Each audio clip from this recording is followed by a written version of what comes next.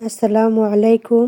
কাছে এবং দূরে যেখান থেকে আমার এই ভিডিওটা দেখছেন, আশা করি সবাই ভালো আছেন এবং সুস্থ আছেন।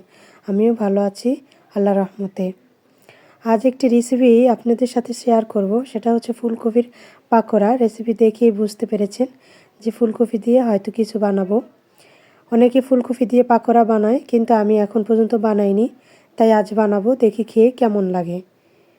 ফ্রিজ খুলে দেখি ফুলকপি আছে, তাই ভাবিলাম যে ফুলকপির পাকোড়া বানাই। আমার আম্মু একটা কথা বলে যে ইউটিউবে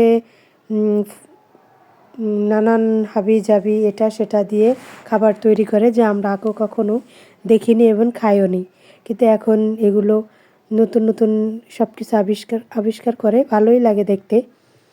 তা আমি এখানে চালের গুঁড়াটা নিয়েছি, আর হচ্ছে আটা নিয়েছি, একটু আগে থেকেই গোলানো ছিল। তারপর টমেটো সস দিয়েছি, কর্নফ্লাওয়ার দিয়েছি, লবণ দিয়েছি এখানে, তারপর হলুদের গুঁড়া, মরিচের গুঁড়া, তারপর ধনিয়ার গুঁড়া, এগুলো সব কিছু মিলে একটা ব্যাটার তৈরি করব। তারপর আমি ফুলকপিগুলো সিদ্ধ করে নিলাম। সিদ্ধ করে নিয়ে তারপরে এগুলো সব কিছু একসাথে মিলাবো। হালকা একটু পানি দিয়েছি, বেশি পানি দিলে দেখা যাবে একদম পাতলা হয়ে যাবে, তাই হালকা পানি দিয়েছি।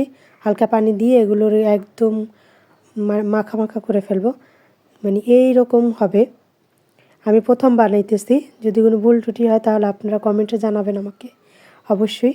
তারপর ফুলকপিটাকে এইভাবে আটাটা মাখিয়ে তারপর আমি এখন চুলার মধ্যে দিয়ে দেব। তেল দিয়ে দিলাম, এখন ফুলকপিটা চুলার মধ্যে দিয়ে দেব। আস্তে আস্তে দেখা যায় হচ্ছে, দেখি কেমন লাগে খেয়ে। আমি এখন পর্যন্ত খাইনি, মনে হয়তো ভালো হবে। তা ফুলকপিটা সুন্দরভাবে হচ্ছে, তাই আমি এখন উল্টিয়ে দিচ্ছি।